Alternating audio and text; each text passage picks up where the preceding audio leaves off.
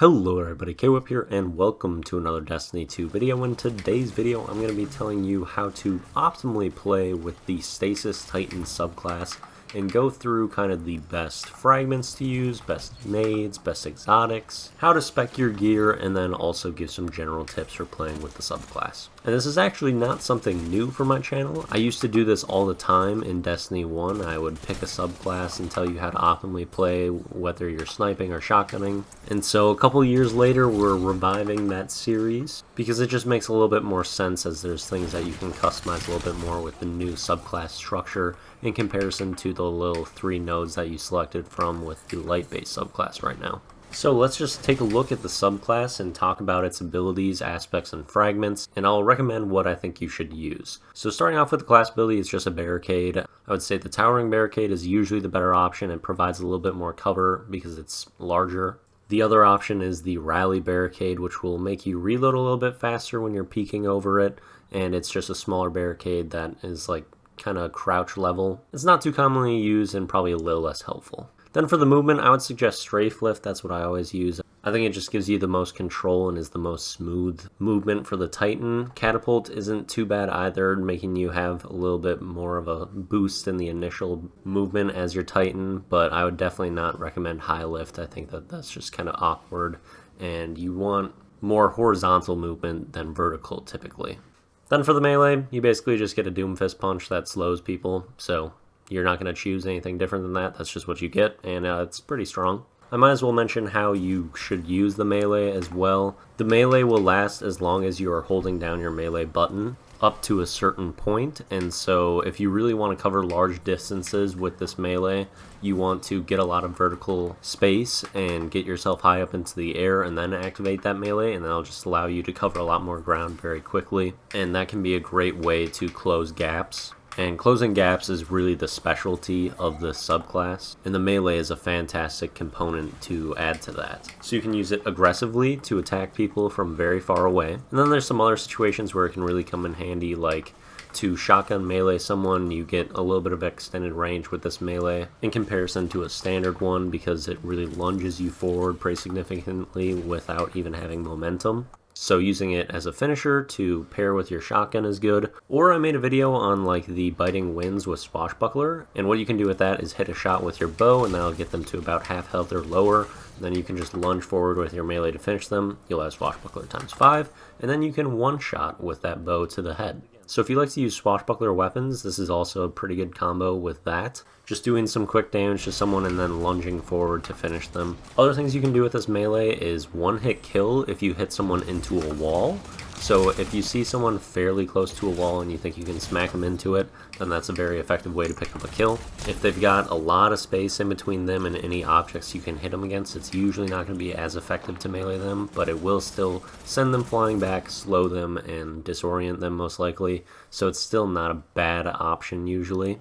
But you can get melted going in for that melee, and if you were shooting with your gun, you might be flinching them, so they would be missing shots. However, if you're just meleeing, that's not the case, so it might be a little less effective. Another effective strategy is to try to hit people off the map with this. If you see an open area where you can hit someone off the map, go for it. And because this melee slows them, it makes it so they cannot activate their double jump ability, so if you hit them off the map, they're basically screwed and they're going off. Last way to use the melee is just purely as movement. If you're trying to get away from someone, get high up into the air, use that melee and get around corners, and it can definitely help you escape some situations. This can also help if you're in like a cluster of people and you're maybe going for a shotgun shot. It can be a smart move to follow it up with a melee even if you think you are going to kill them, because that'll lunge you away from the position that you were originally in, making it a little bit harder for them to focus in on you and finish you. And you can either close a gap or get farther away from the people that you're engaged with. Now that was a lot of talking about an ability that you can't even choose, you're just stuck with it. Now let's move on to some options that you have control over, which are the grenades. Now the 3 stasis grenades in this game are probably the 3 best grenades in the game right now. They are insanely strong and you don't really have a bad option here. However, for Titans, I think there is a clear winner, and that would be the Glacier Grenade, and that's what you'll see in just about all this gameplay. Now, the reason the Glacier Grenade is so great for Titan is because it has impeccable synergy with the two Titan aspects. And that is the Cryoclasm, which gives you a elongated slide that will also shatter any crystals that you slide into. And of course, the Glacier Grenade is a wall of crystals, so you can just slide right through the wall and detonate it. Then the other perk is Tectonic Harvest, which makes it so if you shatter a crystal, it will make a little floating shard that you can pick up, and that will give you melee energy. So if you use the Cold Snap Nade or the Duskfield Nade, you won't be able to shatter anything, and that won't give you extra melee energy. However, if you use the Wall Nade, you'll get 5 of those little shards that will give you a bit over half of your melee back. So that's what the aspects do, and they play perfectly into the Wall Grenade. And the Glacier Grenade is probably the most versatile grenade in the game. You can use it to cover yourself and block damage. You can throw it against a wall to perch yourself up and be able to fire from it. You can throw it at your feet to launch yourself into the air. Or you can do the most effective thing, which is just throw it at a person, slide into it, and kill them. And if you do throw it at someone and they're in the radius of it, then it will instantly freeze them for the full encasement duration, which is almost 6 seconds. Currently, at the time that I'm making this video, I pray that that time will go down, but that's what it's at right now. And you can use this in a couple different ways. You can try to bait people into your wall grenade. Say if you're running away from a couple people for a while, then you can quickly throw that wall nade behind you, and then slide into it as they're coming over to you. And that can be a great way to pick up a couple kills, or you can just be super aggressive with it, throw it at a group of people, slide into it, and try to wreak havoc in that way. So I would say the Glacier Grenade, especially if you have all the aspects, is going to be your best option. The other grenades, Cold Snap and Duskfield, are also good. They can affect people greatly. Each of the nades will make people move a lot to try to avoid the grenade, and also kind of control their movement in the case of the Duskfield as it sucks them in. And so they're very powerful nades on their own, but they just don't have the synergy that the Glacier Grenade has. Now let's go on to the last part of the subclass, which are the fragments. So Stasis fragments, there are 6 of them, and I think that there are at least 2 main standouts for the Titan, and then also a third one that I think is a fairly clear choice and pretty beneficial. I'd say that the most important thing to be running with the Stasis Titan is the Whisper of Fissures, which increases the damage and size of burst of stasis when you destroy a stasis crystal or frozen target. So basically what that means is your wall grenade becomes a nuke. If people are near the thing, they are going to get lit up. The blast radius of this grenade is incredible when using the Stasis fragment, and also it can buff up its damage quite significantly so that you can practically one-shot supers if you freeze them in the crystal and then slide through the entire thing. So this makes for an extraordinarily deadly grenade. The next thing that I would suggest using is the Whisper of Shards, which makes it so when you shatter a crystal, it will boost your grenade charge rate. And I think this lasts for 5 seconds per crystal destroyed. Usually you're going to slide through a wall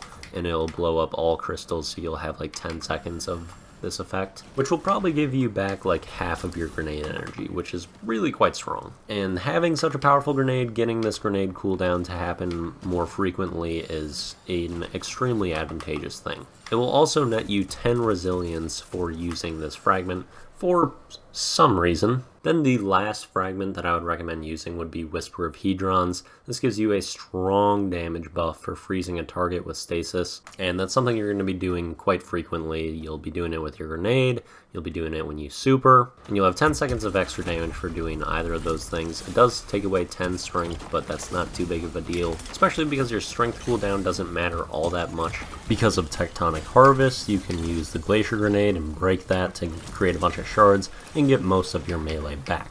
So Whisper of Hedrons, super good. It will make you like 2-tap with 120 RPM hand cannons. It will make you one-shot body shot with high-impact sniper rifles or a linear fusion rifle. And I think it even has enough damage to make it so you can one-shot with some bows to the head without any damage buff on the bow other than Whisper of Hedrons even. So those are the 3 fragments I would go with. To go over the other ones, I just don't think that they're as applicable for the Titan, because Whisper of Refraction defeating slowed or frozen targets grants you class ability energy. The class ability is not very important on Titan, especially compared to all the other strong abilities that this subclass has, so that's not too important. Then Whisper of Endurance make your slows last longer. This also isn't super important because the freezing is a bit more important on Titan than slowing, and the only way you're going to be slowing people really is if you're using Duskfield Nade and then the melee. But the melee, it doesn't really matter if they're slowed for longer because they're probably going to die immediately when you melee,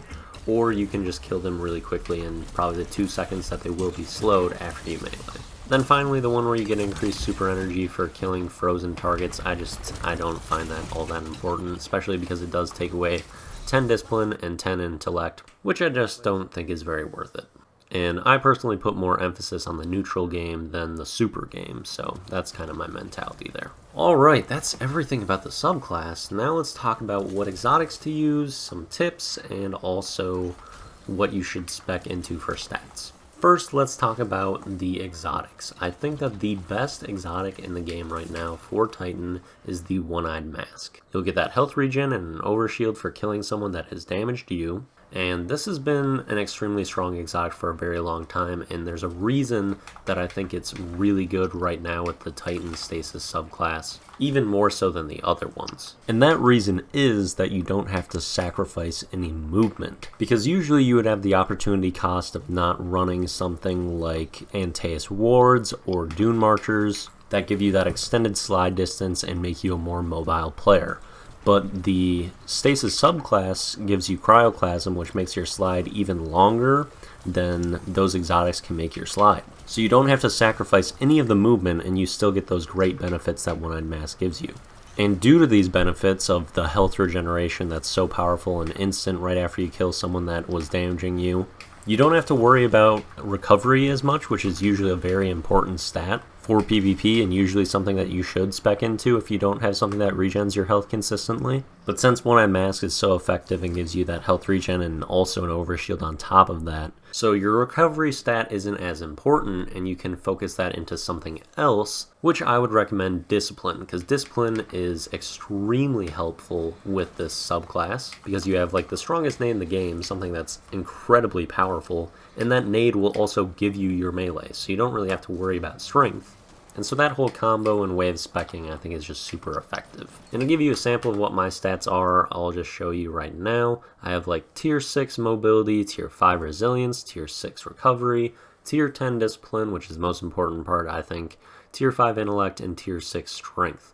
And that is using the One-Eyed Mask, so I don't have to worry about recovery as much. And if you're wondering why those stats are so high, part of it is because I have things masterworked. Other things are like Radiant Light, which gives you plus 20 strength in the end row here, and then I also have Powerful Friends, which will give you plus 20 mobility in the end row. Now let's talk about some other contenders for exotics. I would say that the Antaeus Wards are still going to be really good because that extended slide is ridiculous, and pairing that with a reflection and shield while you're sliding at people can also be really powerful. And after you slide twice, your extended slide duration will go away. So for those 3-second periods when it's on cooldown, the extended slide that you have during that time can be kind of nice, but it's not really crucial. And that's why I think One-Eyed Mask is a little bit better, because you still have ridiculous mobility with the Stasis Titan subclass. But Antaeus Ward's still going to be a great option. Let's talk about some other ones that could be good. Heart of Inmost Light, not one that's often used, but it will make your other abilities better as well as cool down faster for using any of your abilities. And this just contributes to making it Mayhem mode and giving you more and more abilities. Then another option is Armamentarium. Like we said, nades are just the focus of this build, so gaining an additional one, not a bad idea. And then for Titans, normally I would say that Syntheseps are really good, but Syntheseps I don't feel like are all that necessary with this build, because you already have a really long range melee, and your melee is going to be up a lot if you're using your nade a lot, so they're not all that necessary in my opinion. And there's just better options out there, because Titans have so many good exotics. And that's going to do it for my recommendations for exotics. Finally, I'm just going to recommend that mostly you shotgun on this class. Like, this class is built for shotgunning. The extended slide distance is insane, makes closing gaps so easy, and you can just shotgun incredibly well. If you don't want to shotgun, playing aggressively is still probably the way to go with this class, unless you just want to use its movement to get away from things. But something like a sidearm or a fusion rifle could be effective too. But you do have to be weary with your extra slide distance that you don't get too close to people, because they're probably shotgunning right now, because shotgunning is by far better than any other option with special weapons, in my opinion, at the moment. Last thing to be aware of is some tips with the super. I would just say that you really want to be aware of all the different ways that you can finish a kill. If someone's already frozen, usually if you do your heavy freezing attack, that will probably kill them. Otherwise, your melee is going to be a one-hit kill. And then also, if they're already frozen and encased, you can just slide through them to finish them and one-hit kill them. Then if you really want to maximize your supers, I would recommend getting really high up into the air and meleeing to cover more ground if you want to get more kills, because that's going to be your most effective way of moving. And then finally, if you're in a big group of people, I think it's best to probably use your heavy freezing attack, because that will create a bunch of crystals in front of you, and you can kind of use those as cover if you've got a lot of people firing at you, and so that just makes it a little bit harder for people to just spray down at you. So keep in mind that you can basically build yourself some cover with that heavy freeze attack. And I think that's going to be everything I have to say. This is a long video, but I wanted to cover this thoroughly, so I hope you enjoyed the video. Let me know if you want to see one for hunters and warlocks, because I can definitely do that, and may have already gotten some gameplay for those videos. Anyway, as always, thank you for watching the video, and see you later. Really good lives. Oh my god.